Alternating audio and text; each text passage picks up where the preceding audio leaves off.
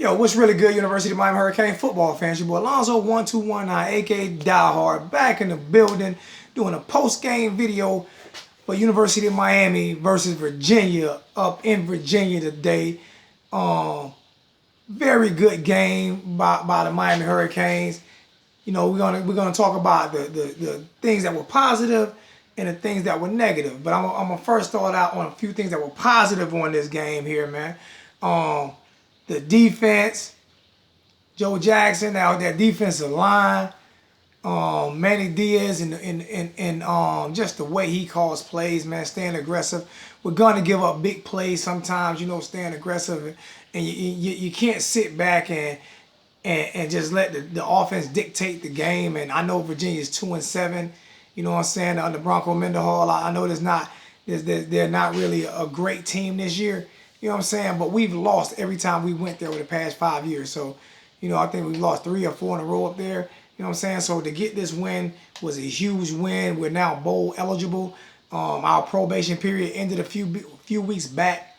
You understand what I'm saying? So we got a bunch of great things going on for the program right now. I know we had a negative vibe going on for 4 straight weeks with those losses and everything, and things still seem to be they seem to be turning around. I still see some things that could be done better. You know what I'm saying? I'm not a coach, you know what I'm saying? But on what I'm looking at, I still see some things that could be done better. But hey, man, in all in all, you know, it's a pretty positive game, man. I'm loving what Manny Diaz is doing with that defense, man. It's just unbelievable, man. And he got the beard game going. If y'all ain't look at Coach out there, man. Coach Manny got the beard game. I think he might have been watching a few of my videos, so he's trying to grow the beard out. maybe not, but man, I don't know, man.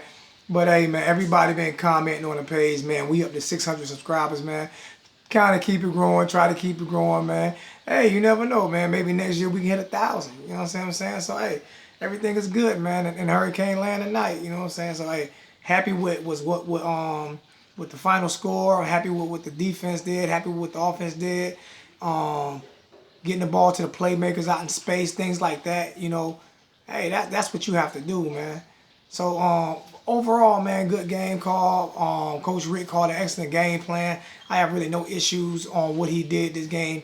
The one, I wish he would have kicked the field goal on that 4th and, I think 4th and 7. You know what I'm saying? To put us up by 3 scores instead of put us up by, actually, yeah, they had to score a 2-point conversion and 3 touchdowns in order to tie the game instead of taking the lead with three touchdowns. So I mean, stranger things have happened. He had like 5-6 minutes on the clock.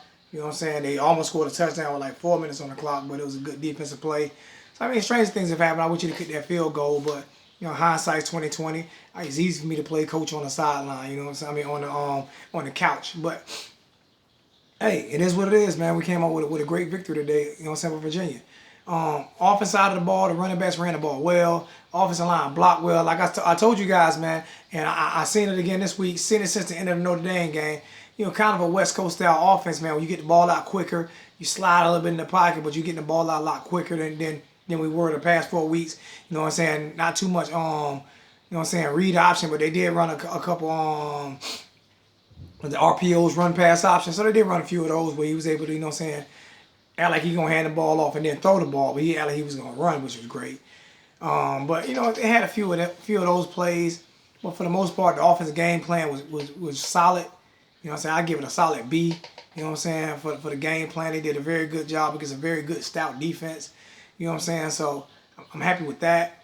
But you know, one thing I'm still kind of disappointed in, and I know you guys probably gonna beat me up on this here, is Brad Kaya missing play. I mean, just missing receivers, man.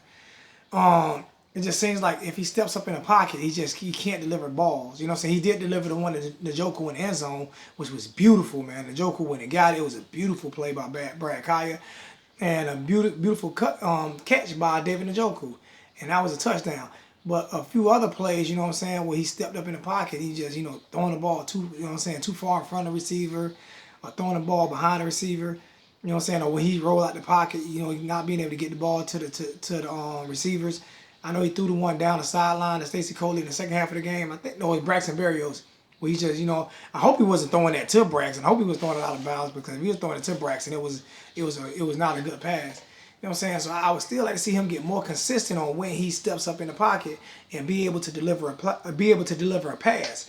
because that's what great quarterbacks do, man. When they step up in the pocket, they actually can deliver that pass. And for some reason, Kaya hasn't been able to step up in the pocket and deliver that pass. I have no idea why. Maybe he's something he needs to get used to. He comes back next year.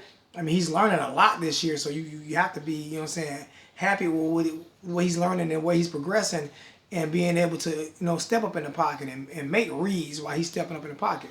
You're not going to always have a clean pocket. You're not going to get 3.5 seconds to throw footballs on 90% of the occasion. You're not going to get 3.5 seconds to throw footballs. You know, you're going to get 2.8, 2.9, 3 seconds to throw football. So, you know what I'm saying, the way you get those extra seconds is to be able to step up and slide.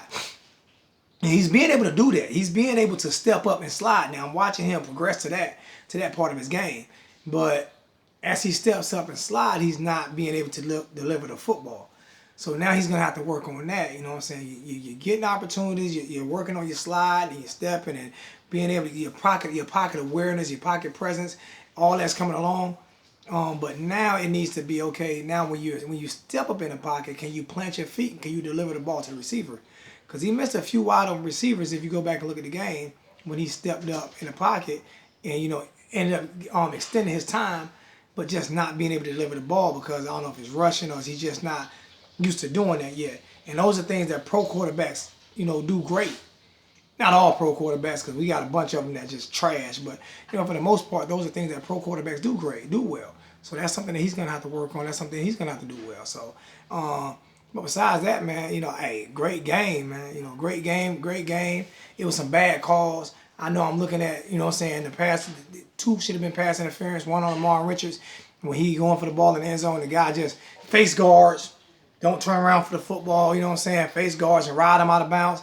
That should have been a flag. And another flag with Stacey Coley going down the sideline, where the guy face guards him again, don't turn around for the ball. That should have been a flag. 9 times out of 10, if you put your hands on a receiver and you don't turn around for the ball, that's a flag. So for some reason, they didn't call a flag on that play. Neither one of those plays, I have no idea why. You know what I'm saying? But, the ball can bounce both sides. Flags can go both sides of the ball. You know what I'm saying? I'm pretty sure we got away with a few. One of the personal fouls when our guy did the pushing first, and then the offensive guy Virginia got the personal foul when it probably should have went on us. You know what I'm saying? So it does sometimes end up balancing itself out. It just seems like we get the short end of that stick a lot more than anybody else. So, hey, it is what it is, man. But great game, great game plan, great game calling. Brad Kaya managed the game excellent. You know what I'm saying? Just all around, man, great game, man. It's just something that we can build on positive. You know what I'm saying? The one thing that we got NC State next week. You know what I'm saying? And those guys are giving everybody everything they can handle. They just beat up on Syracuse. I think it was 35-20. You know what I'm saying? So we're gonna have to defense once again have to step up. And our offense is gonna have to score points against that defense. That NC State defense is really good, man. So we'll see, but you know what I'm saying? Take one game at a time. You know what I'm saying? We're 6-4 right now. We're bowl eligible. You know what I'm saying? Hopefully it's a bowl game. If it's a bowl game anywhere close, I may go. You know what I'm saying? So hopefully it's somewhere close. Definitely would like to see us in a close game this year, a good bowl game. But we got 2 more games, and hopefully we can go 7-4 as we jump into the NC State game next week. So that'll be a big plus, a big help for us to do that. I want to get on FSU a little bit and on that crying behind coach. You know what I'm saying? Up there in Tallahassee. Jumbo, you need to be slapped, man. I know I'm 2 weeks behind, but you need to be slapped cursing at the referees the way you did about a call that went against y'all when y'all won the game on a call that went against you when Mark Walton scored a touchdown and the game should have been over. So Jumbo Fisher need to shut up.